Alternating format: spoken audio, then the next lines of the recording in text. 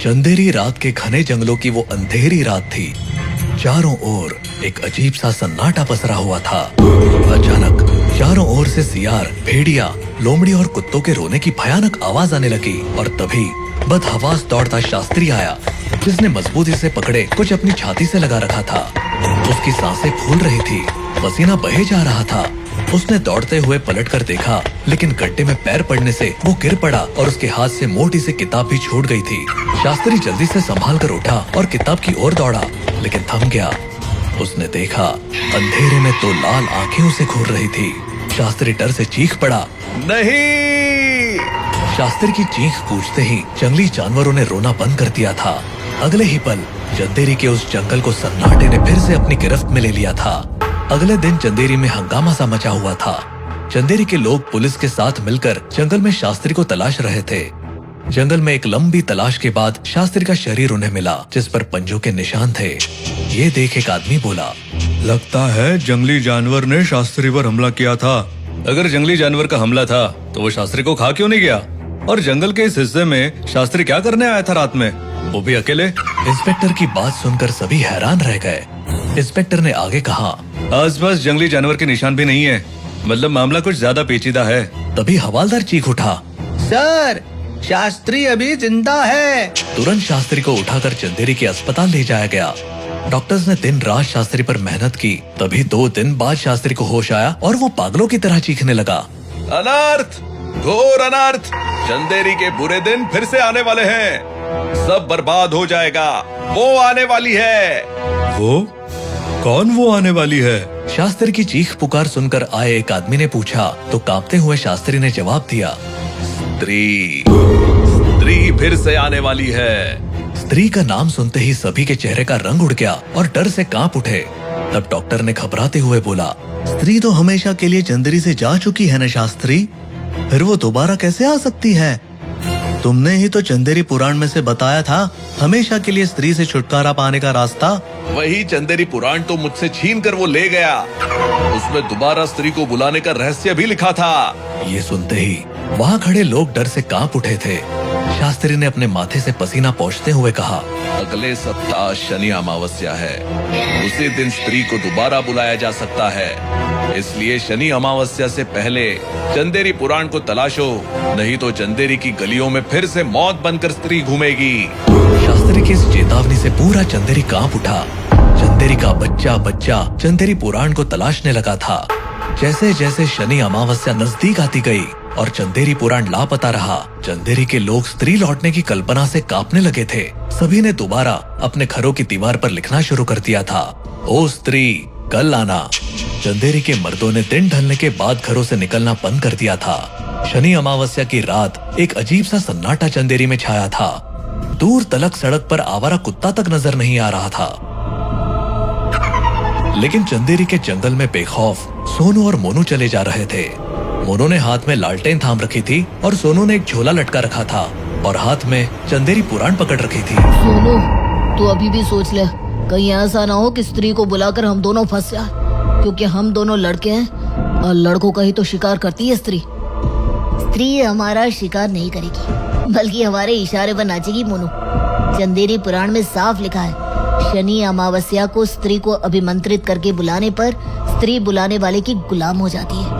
इसीलिए तो लाल आंखों वाला शैतान का भैंस धरकर चंदेरी पुराण को छीना था शास्त्री से, पर तेरी बेवकूफी की वजह से शास्त्री जिंदा बच गया। कोई नहीं, स्त्री 2 का पहला शिकार हम शास्त्री को बना देंगे।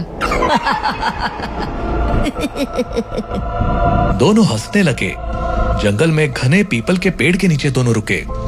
मोनू, इस पीपल के पेड़ के नीचे हमें स्त्री को बुलाना है। दोनों ने अपना सामान वहाँ रखा। सोनू ने मोनू को चंदेरी पुराण देते हुए कहा, मैं स्त्री की गुड़िया हाथ में थामता हूँ, तू चंदेरी पुराण में स्त्री को वापस बुलाने वाला पाठ बुदबुदा। सोनू ने हाथ में स्त्री की गुड़िया थामी और उसके पीछे कुछ दूर मोनू चंदेरी पुराण में स्त्री बुलाने वाला पेज खोलकर खड़ा हो गया। तभी मोनू ने देखा लालटेन की रोशनी कम है। उसने चंदेरी पुराण वही रखा और लालटेन की रोशनी तेज करने लगा। तभी हवा का एक झोंका आया और कुछ पन्ने पलट गए। तभी सोनू बोला, अबे पढ़ना, क्यों टाइम खराब कर रहा है? मोनू ने तुरंत चंदेरी पुराण उठाई और उसे पढ़ने लगा। ये देखे बिना कि पन्ने पलट चुके हैं, मोनू पढ़ता चला गया। अचानक आसमान में तेज बिजली कड़की और सीधा सोनू की पकड़ी स्त्री की गुड़िया पर गिरी। सोनू और मोनू चीख पड़े, लेकिन हैरान रह गए क्योंकि इतनी शक्तिशाली बिजली गिरने के बाद भी सोनू को कुछ नहीं हुआ था। तभी वो दोनों देखकर हैरान रह गए कि सोनू के हाथ में जो स्त्री की गुड़िया थी वो किसी सर में बदल गई थी, लेकिन वो सर बालों से ढका हुआ था। मोनू खुशी से चीख पड़ा, सोनू सोनू, स्त्री हमारे हाथ में आ गई। लेकिन उस समय जब बिजली कड़क रही थी तब शास्त्री अपने घर एम्बुलेंस से उतर रहा था, जो अस्पताल से डिस्चार्ज होकर लौटा था।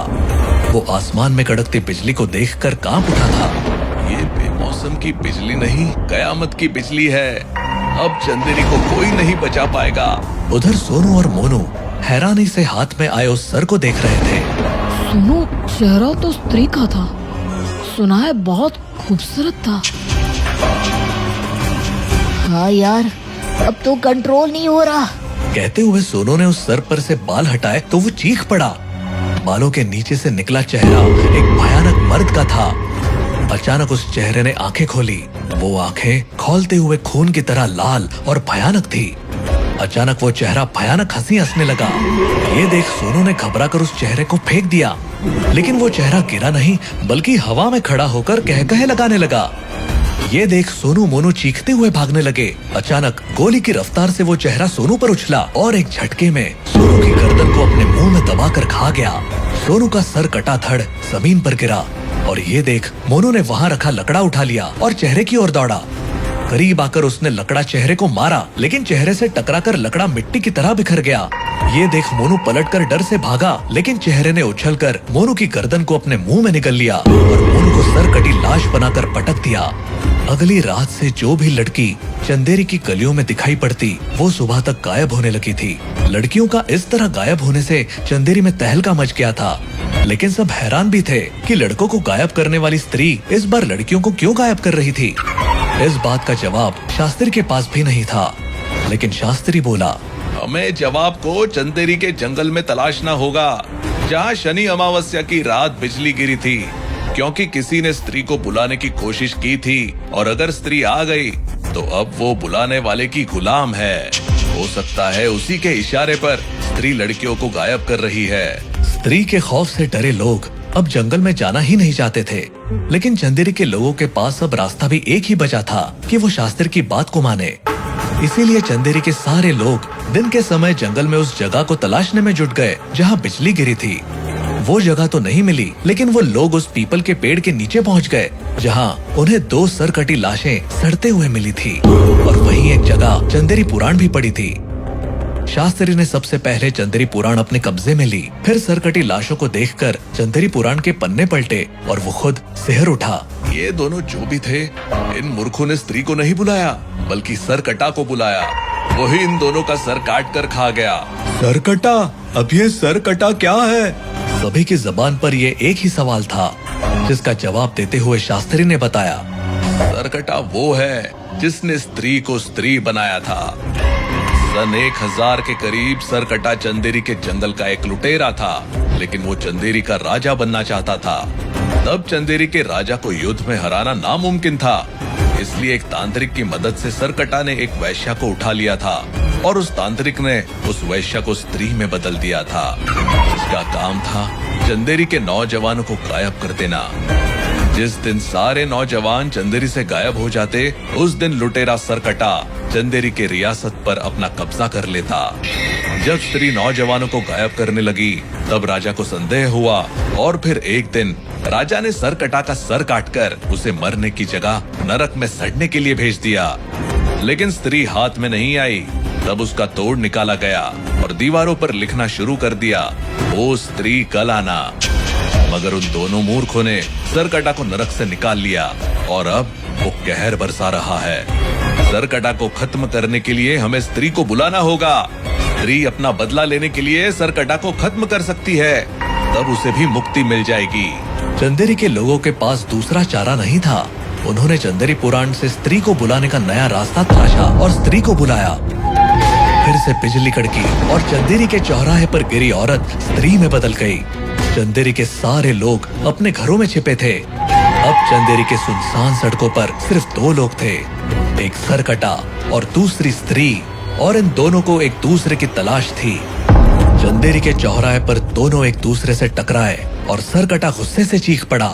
मेरी गद्दार गुलाम, मैं जानता हूँ तूने चंदेरी के राजा को मदद की थी मुझे नरक पहुँचाने में, इसीलिए उसने तुझे छोड़ दिया था, पर अब मैं तुझे नहीं छोड़ूंगा। ये कहकर सरकटा स्त्री की ओर उछला और स्त्री की गर्दन को खाने के लिए अपना मुंह खोला, लेकिन स्त्री भी तैयार थी। उसने धरती से उस बिजली को निकाला जिसके रास्ते वो वापस लौटी थी और उस बिजली को सरकटा के माथे के बीच उतार दिया। सरकटा चीख पड़ा। बिजली आग बनकर उसके सर को जलाने लगी थी, लेकिन उसने मुंह बंद नहीं किया और जलते हुए स्त्री का सर गर्दन सहित निकल गया। स्त्री चीखते हुए उसके मुंह में समा गई और आग ने सरकटा के सर को जलाकर राख कर दिया। अब चंदेरी के लोग खुश थे। एक तीर से दो निशाने लगे थे। सरकटा भी गया और स्त्री भी खत्म हो गई। लेकिन शास्त्री ने चंदेरी पुराण को सुरक्षित छिपा कर रख दिया, क्योंकि चंदेरी पुराण में असंख्य राज छिपे थे जिनसे और भी बुरा हो सकता था।